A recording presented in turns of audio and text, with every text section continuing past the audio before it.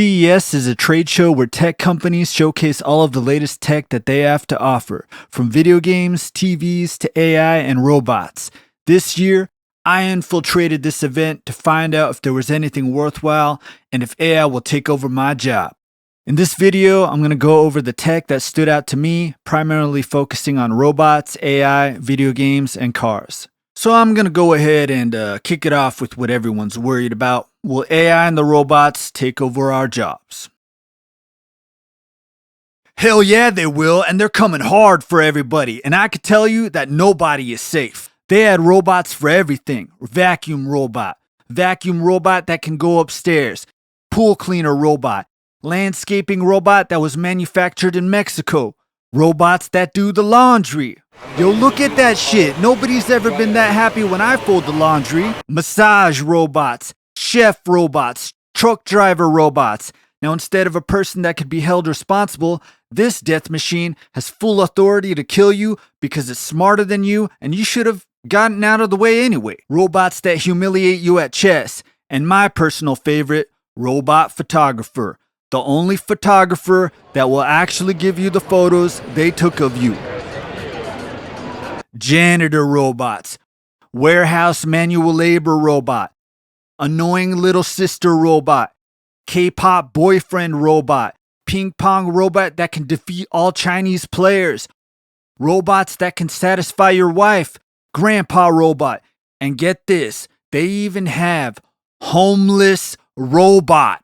Who knew that even homeless people were gonna be replaced? Nobody is safe. Nobody's safe. Department store robot. The Chinese dudes even made Chinese dancer robots, kid robots, lazy warehouse worker robot, TikToker robots, parkour robot, tic-tac-toe bot, boxing robot. And of course, the most predictable robot of all, because they just had to do it, because why not? Kill all humans robot. And if you think that I'm joking, they literally named the thing T-800. And if that's not enough proof for you, how about the Terminator theme song playing in the background?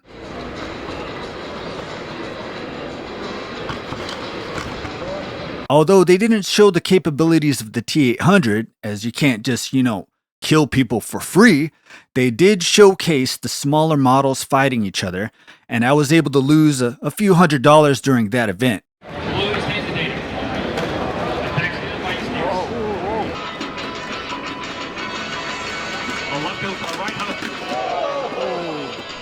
The shell is flying aspect to the waist. And time's up. But can you guess who the actual winner ended up being there?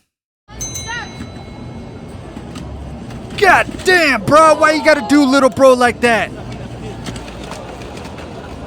It has officially begun. The war between the humans and the robots has begun. Even our pets are not safe. Can your dog do that? No, he can't because he's a loser. They even have AI dog translators. So now your dog can't talk all that shit about you. Your cat isn't even safe. Look at this thing. It actually comes over when I call it. My actual pet, Moxie, is a total asshole as he just hisses at me and shits the bed. So even though there was a replacement for almost everything, I didn't see any partner robots, the love bots, you know what I'm saying? But my colleague did send me this video of these divorced wife robots and single dad robots. Why would you want to pay that child support when you could pay a subscription fee? So that was pretty much it for the robots. So let's go ahead and switch gears here and check out some of the AI. Now, there was a ton of AI. If you can think of any job title, any noun, or maybe just, any word you could find in the dictionary, it's very likely that they put the letters AI in front of it. AI homes, AI toilet, AI fridge, AI AC. Now, instead of optimizing the AC for the lazy humans, we can run the AC at an optimal temperature for all the robots and the AI in the house. Besides, if the AI and the bots are doing all the work, why do you need to be in the house when you don't contribute anything to this family? Just saying. AI people, AI Joe, AI Lena, AI partners, AI oven, AI plate recognition, AI smart cameras that know who you are, what you're doing, motives, attitude, and emotional state. And I was even kind of surprised that there was even a showcase of AI for warfare.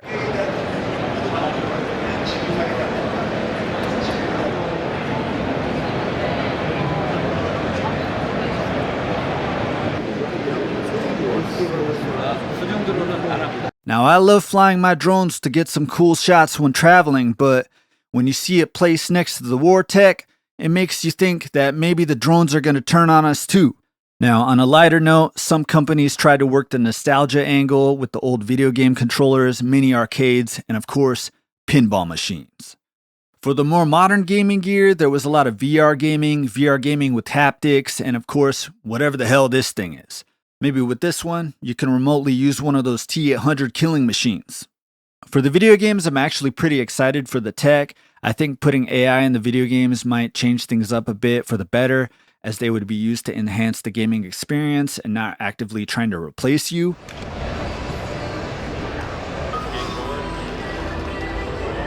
Now, what about the people that like to go out and live in the real world? What about us? What did CES have to offer for us? Well, you can go jump off a damn cliff with this wingsuit and record it while you're at it. Bugatti also made a few new announcements. The first Bugatti that we can finally afford.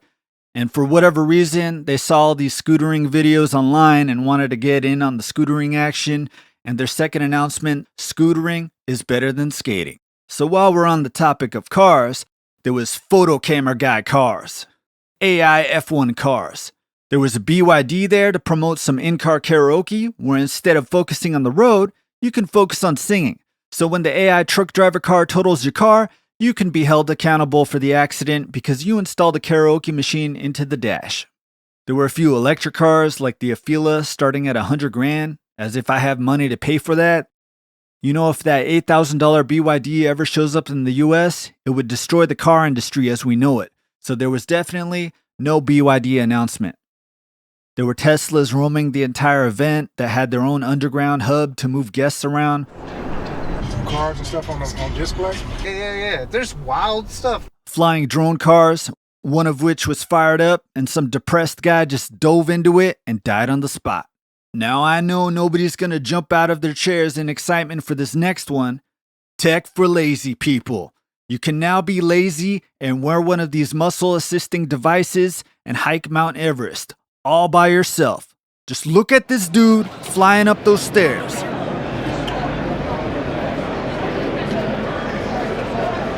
There was also tech to help you improve mobility and help you relax and put you in a near-death state of relaxation.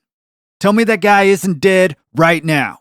Now, on a serious note, the one thing that I think for sure was a positive in any way that you look at it was the AI for medical and health purposes, even though there wasn't that much. So that was pretty much everything that I saw at CES, and I gotta say that most of the AI stuff was actually disappointing to me, as it seemed to really just focus on data collection and surveillance, which was kind of predictable. And most of the actual tech itself just seemed to be old tech presented in a new and more modern way. So one of the things that I thought was a bit interesting at CES is that there were a lot of big brands, but in the other smaller halls were the Chinese, Korean, Japanese, or Taiwanese manufacturers. And you can tell that some of these manufacturers are the ones creating the same stuff for these other brands. It's just that the brands do a much better job at making the product more impressive, while the Asian manufacturers kind of just have a smaller, less impressive version. But it was pretty obvious that it's the same thing. I thought it was pretty cool that you could basically show up and you can actually get a job or get work or link up with a manufacturer to make a product for your own brand. For an event that showed so much that could replace your job, there was a lot of opportunity to work with so many people and get new work at this event. So I did talk to a lot of people at CES, and it seems to be that the strong majority of people seem to be pro AI. And I just wanted to say that it's pretty obvious that this stuff can be a catalyst for extreme corruption. You know, maybe right now it's only alienating artists and musicians, but trust me, as it grows, it will come for everyone, and even you will know what it feels like to be an artist, just without any of the skills anyway. And was it just me, or did Vegas feel like a Chinese city? I haven't been to Vegas for a while, but the change it felt like I was in China. Anyway, I gotta mow the lawn and rake my leaves so my AI landscaper can use the training data. And of course, somebody, can you please be my first subscriber?